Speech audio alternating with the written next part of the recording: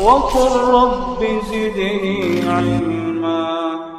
Yang keempat adalah lalai dari memahami ayat Al-Quran dan hadis Rasulullah Sallallahu Alaihi Wasallam. Pemahaman yang menyimpang pada umumnya bisa diterima oleh orang awam ketika dicampur dengan kebenaran. Begitu pula yang dilakukan oleh tokoh-tokoh penyimpangan. Mereka akan menyelipkan ajaran-ajaran yang menyimpang dalam ajaran-ajaran yang baik. Ya enggak? Nah, mencari-cari ayat atau hadis-hadis yang bisa disimpangkan pengertiannya. Nah, pokoknya yang ketemu lafaz imam, lafaz jamaah gitu wis. Nah, ini gimana ini tafsir iki awake dhewe iki. Nah, imam dhewe gitu. Maka orang awam pun terkecoh. Mereka merasa diajak menetapi kemurnian, diajak menetapi Al-Quran dan Sunnah, padahal mereka telah dijauhkan dari kemurnian dan dijauhkan dari Al-Quran dan Sunnah. Allah Ta'ala berfirman, wa ammal ladzina fi qulubihim zayghun fayattabi'una ma tashabaha minhu ibtigha'al fitnati wa ibtigha'a ta'wilih. Adapun orang-orang yang terdapat penyimpangan dalam hatinya, orang itu nggak akan ngajak nyimpang kecuali dalam hatinya ada penyimpangan, gitu ya.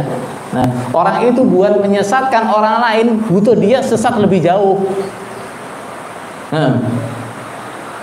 Orang-orang yang ada penyimpangan di dalam hatinya, apa yang dia lakukan? Fayattabi'una ma tashabaha min. Maka dia akan mencari ayat-ayat Al-Quran yang mutasyabih. Apa yang dimaksud ayat mutasyabih? Ayat-ayat yang memiliki lebih dari satu arti. Yang satu arti benar, yang arti yang lain salah. Gitu ya. Itu namanya apa? Ayat-ayat yang mutasyabih. Dia bisa diartikan dengan pengertian yang salah. Dia ada celah untuk diartikan yang salah. Orang-orang yang hatinya menyimpang, dia akan mencari apa? Ayat-ayat yang mutasyabih. Tujuannya apa? Ibtigha'al fitnah, untuk membuat kerusakan. Nanti apa artinya kerusakan dijelaskan oleh Ibnu Katsir. Wa ibtigha'a ta'wili, dan dia akan mencari takwilnya. Apa yang dimaksud mencari takwilnya nanti? Baik. Nah, begitu. Nah, orang yang ingin menyebarkan penyimpangan, yang akan dicari pertama adalah apa? Ayat-ayat atau hadis-hadis. Kalau ada yang sahih, yang artinya bisa disimpangkan untuk mendukung penyimpangannya.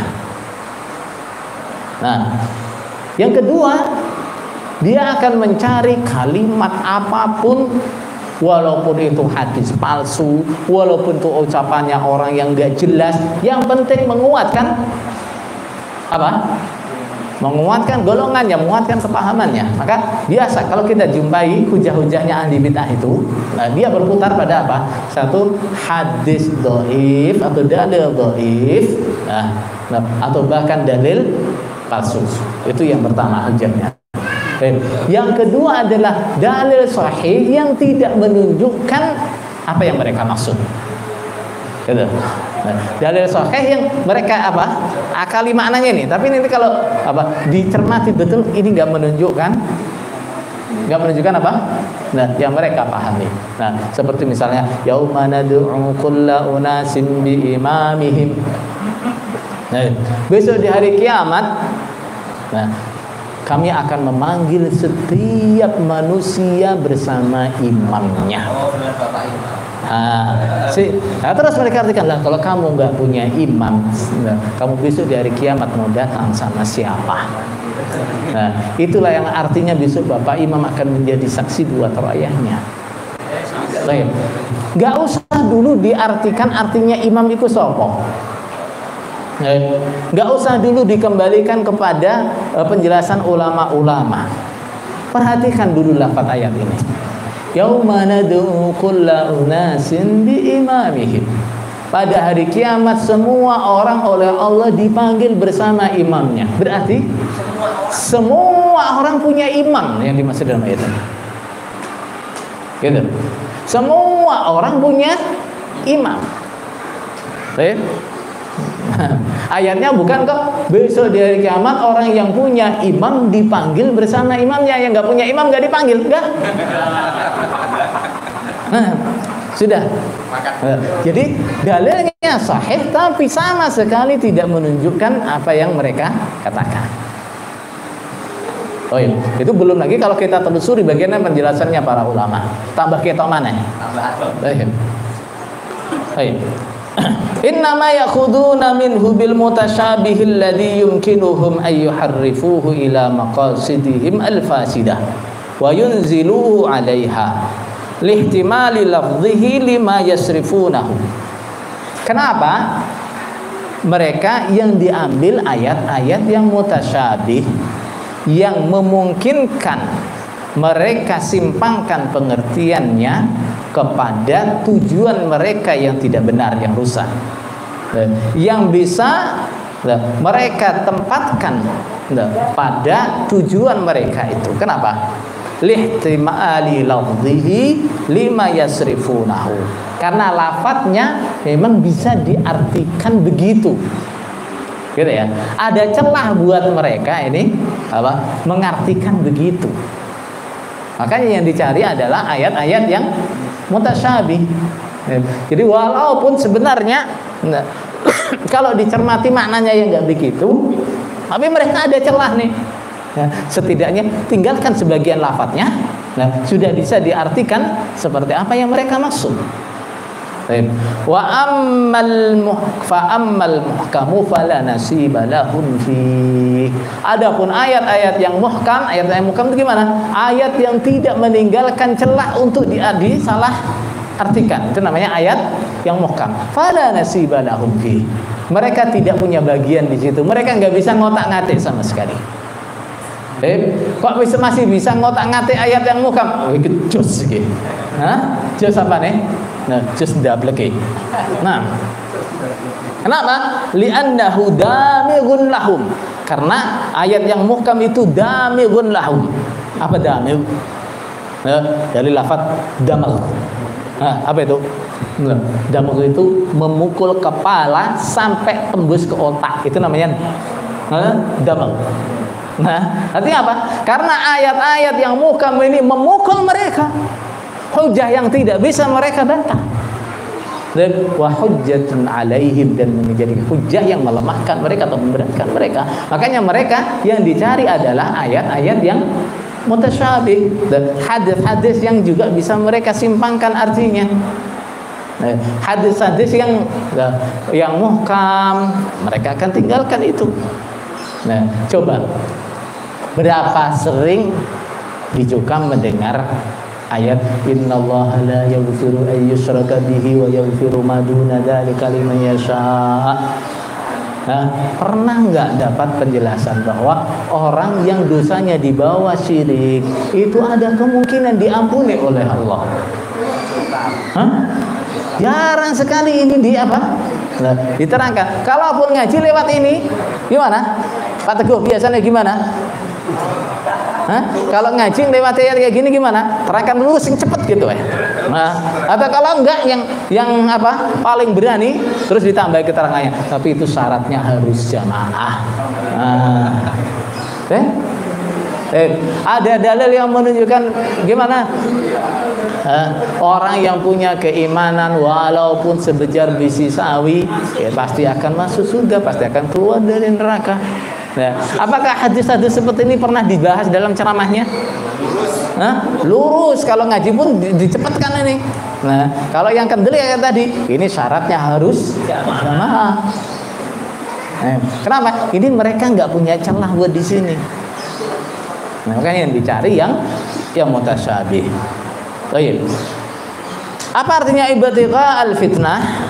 Ai al-idlala li atba'ihim ibhaman lahum annahum yahtajuna ala bid'atihim bil Qur'ani. Yang dimaksud mencari fitnah adalah menyesatkan pengikutnya, itu tujuannya. Baik, tujuannya adalah buat menyesatkan pengikutnya ibhaman lahum.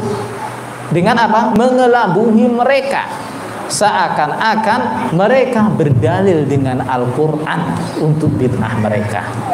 Nah, seakan-akan yang mereka katakan ini tidak berdasarkan dalil. Ya, ini kan akhirnya kan sulit kan diingatkan. Nah, ketika orang diingatkan kesesatannya, dia gumul. Nah, sesatnya di mana toh? Yang kita kaji lo Quran hadis. Masa sampean mau ngomong Quran hadis itu salah?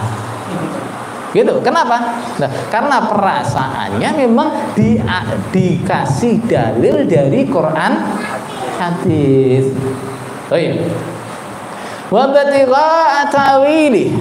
Apa yang dimaksud batigha ta'wili? Tahrifihi ala ma yuridun. Adalah menyimpangkan pengertiannya seperti yang mereka kehendaki. Nah, la islama illa bi jamaah. Kalau enggak jamaah, Islamnya enggak sah. Nah, gitu.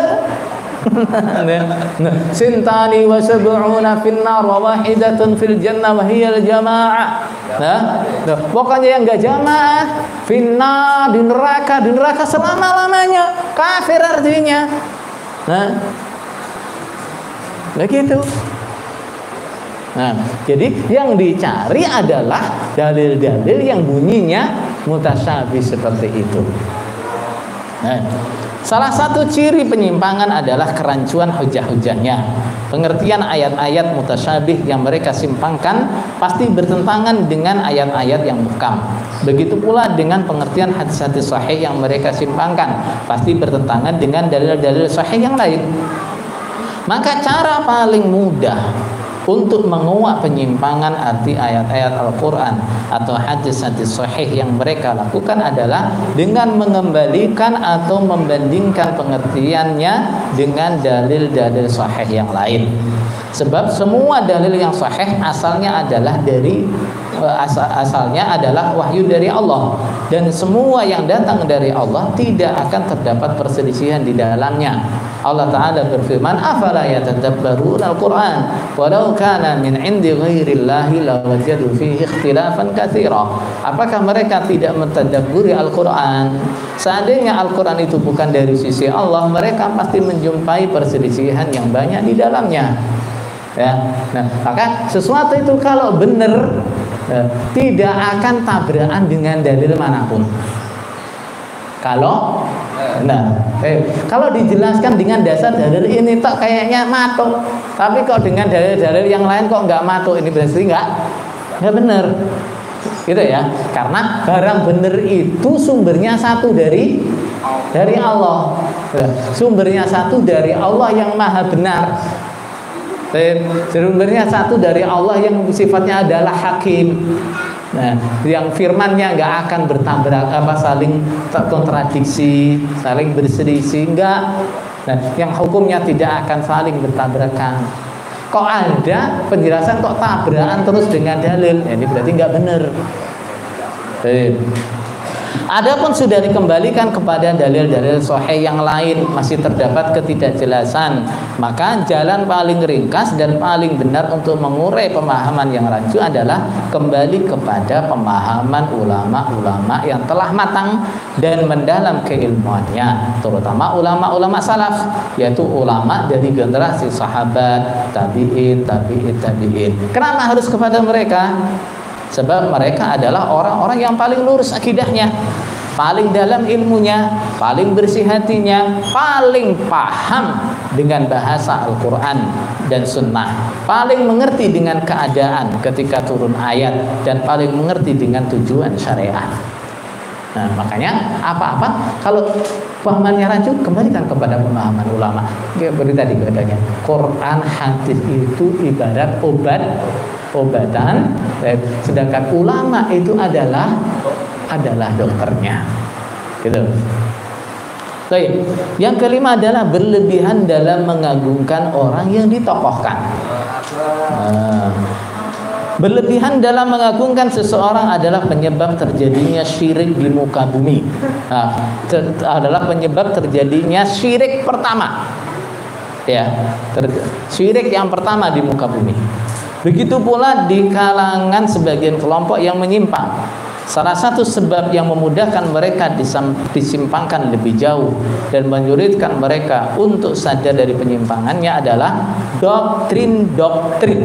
Ingat ini ya, ini doktrin bukan nasihat. Doktrin-doktrin yang menjadikan mereka berlebih-lebihan dalam mengagungkan tokohnya.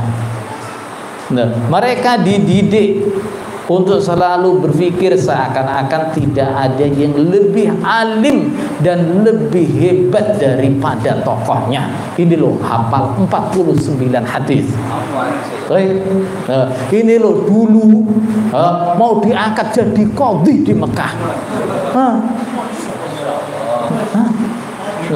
Dulu lebih-lebihkan. Nah, dilebih-lebihkan. Dibuat sama aja begitu. Supaya apa? Nah, supaya apapun yang dikatakan nanti diangkat. Nah, yang suka barang-barang klenik diceritai kesaktiannya. Nah, dikatakan ini karomah. Contohnya apa? Dikepruk watu boyoke gak apa-apa.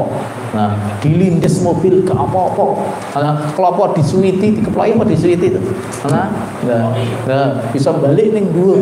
Nah, ini apa nih? Doktrin-doktrin yang dibuat supaya apa? Orang berlebih-lebihan dalam mengagungkan dirinya. Nah, seakan tokohnya maksum pasti benar.